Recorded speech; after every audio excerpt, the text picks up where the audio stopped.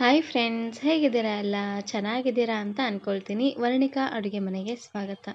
ಇನ್ನೇನು ತುಂಬಾ ಬಿಸಿಲಿದೆ. ಬಿಸಿಲಲ್ಲಿ ತಣ್ಣಗೆ ಏನಾದರೂ ತಿನ್ನಬೇಕು ಅಥವಾ ಕುಡಿಬೇಕು ಅಂತ ಅನಿಸಿದಾಗ ಈ ರೀತಿಯಾಗಿ ಮಾಡ್ಕೊಳ್ಳಿ. ತುಂಬಾ ರುಚಿಯಾಗಿರುತ್ತೆ. ಹಾಗೆಯೇ ಬಾಡಿಗೂ ತುಂಬಾ ತಂಪು ಅಂತಲೇ ಹೇಳ್ಬೋದು. ಹಾಗಾದರೆ ಬನ್ನಿ, ತಡ ಮಾಡದೆ ರೆಸಿಪಿನ ಶುರು ಮಾಡೋಣ. ಇದನ್ನು ಮಾಡಲಿಕ್ಕೆ ಮೊದಲು ನಾನಿಲ್ಲಿ ಒಂದು ಕುಟ್ಟೋ ಕಲ್ಲಿಗೆ ಎಲ್ಲ ಪದಾರ್ಥನ ಹಾಕ್ಕೊಂಡು ಸಣ್ಣದಾಗಿ ಕುಟ್ಕೊಳ್ತಾ ಇದ್ದೀನಿ. ಇದಕ್ಕೆ ನಾನಿಲ್ಲಿ 1 ಗಡ್ಡೆ ಆಗುವಷ್ಟು ಬೆಳ್ಳುಳ್ಳಿ, ಹಾಗೆಯೇ 1 ಇಂಚ್ ಆಗುವಷ್ಟು ಶುಂಠಿ, ಒಂದೇ ಒಂದು ಹಸಿರು ಮೆಣಸಿಕಾಯಿನ ಹಾಕ್ಕೊಳ್ತಾ ಇದ್ದೀನಿ. ಮೆಣಸಿಕಾಯಿನ ಈ ರೀತಿಯಾಗಿ ಕಟ್ ಮಾಡಿ ಹಾಕ್ಕೊಳ್ಳಿ, ಇಲ್ಲಾಂದರೆ ಬೇಗ ಸಣ್ಣ ಆಗೋದಿಲ್ಲ. ಇದು ಪೂರ್ತಿ ನುಣ್ಣದಾಗೇನೂ ಆಗೋದಿಲ್ಲ, ಸ್ವಲ್ಪ ತರಿ ಅನ್ನೋಂಗೆ ಇರಲಿ. ಇದಕ್ಕೆ ನಾನಿಲ್ಲಿ ಸ್ವಲ್ಪ ಕರಿಬೇವು ಸೊಪ್ಪನ್ನು ಹಾಕ್ಕೊಳ್ತಾ ಇದ್ದೀನಿ. ಒಂದು 2 ರಿಂದ 3 ಎಲೆ ಆಗುವಷ್ಟು ಕರಿಬೇವು ಸೊಪ್ಪನ್ನು ಹರಿದು ಹಾಕ್ಕೊಳ್ತಾ ಇದ್ದೀನಿ. ಎಲ್ಲವನ್ನೂ ಹಾಕಿದ ಮೇಲೆ ಇವಾಗ ಈ ರೀತಿಯಾಗಿ ಜಜ್ಕೊಂಡು ತಗೊಳ್ಳಿ. ಇದು ಮಿಕ್ಸಿ ಜಾರಿಗೆ ಹಾಕಿದರೆ ಬೇಗ ಸಣ್ಣ ಆಗೋದಿಲ್ಲ, ಸ್ವಲ್ಪ ಇರುತ್ತೆ ನೋಡಿ, ಹಾಗಾಗಿ ಸಣ್ಣ ಆಗೋದಿಲ್ಲ. ಹಾಗಾಗಿ ಈ ರೀತಿಯಾಗಿ ಕುಟ್ಟೋ ಕಲ್ಲಲ್ಲಿ ಕುಟ್ಕೊಂಡು ತಗೊಳ್ಳಿ. ನೋಡ್ತಾ ಇರ್ಬೋದು, ಈ ರೀತಿಯಾಗಿ ಸ್ವಲ್ಪ ತರಿ ಅನ್ನೋಂಗೆ ಇದನ್ನು ಕುಟ್ಕೊಂಡು ತಗೊಳ್ಬೇಕು. ನೋಡಿ, ಮಸಾಲೆ ರೆಡಿಯಾಗಿದೆ. ಇವಾಗ ನಾನಿಲ್ಲಿ ಒಗ್ಗರಣೆನ ರೆಡಿ ಮಾಡ್ಕೊಳ್ತಾ ಇದ್ದೀನಿ. ಮೊದಲು ಒಂದು ಪ್ಯಾನ್ಗೆ ಸ್ವಲ್ಪ ಎಣ್ಣೆನ ಹಾಕ್ಕೊಳ್ತಾ ಇದ್ದೀನಿ. ಒಂದು 2 ಚಮಚ ಆಗುವಷ್ಟು ಎಣ್ಣೆನ ಹಾಕ್ಕೊಂಡ್ರೆ ಸಾಕಾಗುತ್ತೆ. ಎಣ್ಣೆ ಚೆನ್ನಾಗಿ ಬಿಸಿ ಆಗ್ತಿದ್ದಂಗೆ ಅರ್ಧ ಚಮಚ ಆಗುವಷ್ಟು ಜೀರಿಗೆ ಮತ್ತು ಸಾಸಿವೆನ ಹಾಕ್ಕೊಳ್ತಾ ಇದ್ದೀನಿ.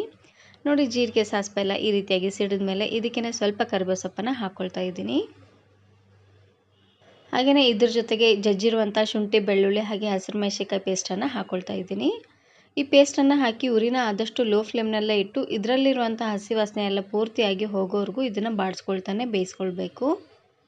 ನಾವು ಶುಂಠಿ, ಬೆಳ್ಳುಳ್ಳಿ ಹಾಗೆ ಹಸಿರು ಮೆಣಸಿನಕಾಯಿ ಎಲ್ಲ ಹಸಿದೇ ಹಾಕಿದ್ದೀವಿ ನೋಡಿ, ಹಾಗಾಗಿ ಇದರಲ್ಲಿರುವಂಥ ಹಸಿ ವಾಸನೆ ಎಲ್ಲ ಹೋಗೋವರೆಗೂ ಇದೇ ರೀತಿಯಾಗಿ ಬಾಡಿಸ್ಕೊಳ್ಳಿ. ಇದಕ್ಕೆ ಈರುಳ್ಳಿ ಏನು ಹಾಕೋದು ಬೇಡ, ಹೀಗೆ ಇದನ್ನು ಮಾಡಿಕೊಂಡ್ರೆ ಆಯಿತು.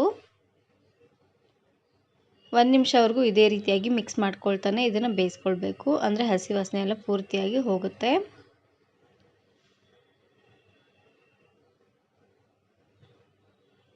ಈ ಹಸಿ ವಾಸನೆ ಎಲ್ಲ ಹೋಗಾದ್ಮೇಲೆ ಇವಾಗ ನಾನಿಲ್ಲಿ ಗ್ಯಾಸನ್ನು ಆಫ್ ಮಾಡಿಕೊಂಡು ಒಗ್ಗರಣೆ ಎಲ್ಲ ಪೂರ್ತಿಯಾಗಿ ತಣ್ಣಗಾಗ್ಲಿಕ್ಕೆ ಬಿಡ್ತಾ ಇದ್ದೀನಿ. ಇವಾಗ ನಾನಿಲ್ಲಿ ಒಂದು ಮಿಕ್ಸಿ ಜಾರ್ಗೆ 1 ಕಪ್ ಆಗುವಷ್ಟು ಫ್ರೆಶ್ ಆಗಿರುವಂಥ ಮೊಸರನ್ನ ಹಾಕ್ಕೊಳ್ತಾ ಇದ್ದೀನಿ. ಆದಷ್ಟು ಫ್ರೆಶ್ ಆಗಿರುವಂಥ ಮೊಸರನ್ನ ಹಾಕ್ಕೊಳ್ಳಿ, ಚೆನ್ನಾಗಿರುತ್ತೆ. ಇದನ್ನು ಇವಾಗ ನುಣ್ಣದಾಗಿ ಗ್ರೈಂಡ್ ಮಾಡ್ಕೊಂಡು ತಗೊಳ್ಳೋಣ. ನೋಡ್ತಾ ಇರ್ಬೋದು, ಈ ರೀತಿಯಾಗಿ ನುಣ್ಣದಾಗಿ ಇದನ್ನು ಗ್ರೈಂಡ್ ಮಾಡ್ಕೊಂಡು ತಗೊಳ್ಳಿ. ಇದಕ್ಕೆ ನಾನು ಇವಾಗ 1 ಗ್ಲಾಸ್ ಆಗುವಷ್ಟು ನೀರನ್ನು ಹಾಕ್ಕೊಂಡು ಮಜ್ಜಿಗೆ ಮಾಡ್ಕೊಳ್ತಾ ಇದ್ದೀನಿ. ನೀವು ಜಾಸ್ತಿ ಜನಕ್ಕೆ ಮಾಡ್ಕೊಳ್ಳೋ ಹಾಗಿದ್ದರೆ ಎಲ್ಲ ಪದಾರ್ಥನೂ ಜಾಸ್ತಿ ಅನ್ನೋಂಗೆ ಮಾಡಿಕೊಂಡು ಹಾಕ್ಕೊಳ್ಳಿ. ನೋಡಿ, ಮಜ್ಜಿಗೆ ರೆಡಿಯಾಗಿದೆ. ಇವಾಗ ನಾನಿಲ್ಲಿ ಮಾಡಿಟ್ಟಿರುವಂತಹ ಒಗ್ಗರಣೆಗೆ ಹಾಕ್ಕೊಳ್ತಾ ಇದ್ದೀನಿ. ಒಗ್ಗರಣೆ ಎಲ್ಲ ಪೂರ್ತಿಯಾಗಿ ತಣ್ಣಗಾದ ಮೇಲೇ ಹಾಕ್ಕೊಳ್ಳಿ, ಇಲ್ಲ ಅಂದರೆ ಮಜ್ಜಿಗೆ ಎಲ್ಲ ಒಡೆದೋದಂಗೆ ಆಗಿಬಿಡುತ್ತೆ. ಹಾಗಾಗಿ ಇದಕ್ಕೆ ಲಾಸ್ಟಲ್ಲಿ ರುಚಿಗೆ ತಕ್ಕಷ್ಟು ಉಪ್ಪು ಹಾಗೆಯೇ ಸಣ್ಣದಾಗಿ ಕಟ್ ಮಾಡಿರುವಂತಹ ಕೊತ್ತಂಬರಿ ಸೊಪ್ಪನ್ನು ಹಾಕಿದ್ರೆ ಆಯಿತು. ತುಂಬಾ ರುಚಿಯಾಗಿರುವಂತಹ ಒಂದು ಮಸಾಲ ಮಜ್ಜಿಗೆ ರೆಡಿಯಾಗಿ ಹೋಗಿಬಿಡುತ್ತೆ. ಇವಾಗಂತೂ ತುಂಬಾ ಬಿಸಿಲಿದೆ, ಬಿಸಿಲಿರೋ ಟೈಮಲ್ಲಿ ಈ ರೀತಿಯಾಗಿ ಮಜ್ಜಿಗೆನ ಮಾಡ್ಕೊಳ್ಳಿ, ತುಂಬಾ ರುಚಿಯಾಗಿರುತ್ತೆ. ಹಾಗೆಯೇ ಅನ್ನದ ಜೊತೆಗೂ ಸಹ ನೀವು ಇದನ್ನು ಮಸಾಲ ಮಜ್ಜಿಗೆನ ಹಾಕ್ಕೊಂಡು ತಿನ್ಬೋದು, ತುಂಬಾ ರುಚಿಯಾಗಿರುತ್ತೆ.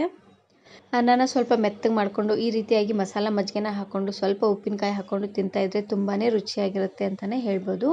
ಈ ವಿಡಿಯೋ ಇಷ್ಟ ಆದರೆ ಈಗಲೇ ಒಂದು ಲೈಕ್ ಬಟನನ್ನು ಕ್ಲಿಕ್ ಮಾಡಿ, ಫ್ರೆಂಡ್ಸ್ ಆ್ಯಂಡ್ ಫ್ಯಾಮಿಲಿ ಜೊತೆಗೆ ಶೇರ್ ಮಾಡಿ. ಹಾಗೆಯೇ ಮತ್ತಷ್ಟು ಹೊಸ ರೆಸಿಪಿಗಾಗಿ ವರ್ಣಿಕಾ ಅಡುಗೆ ಮನೆ ಯೂಟ್ಯೂಬ್ ಚಾನಲನ್ನು ಸಬ್ಸ್ಕ್ರೈಬ್ ಮಾಡಿಕೊಳ್ಳಿ. Thanks for watching.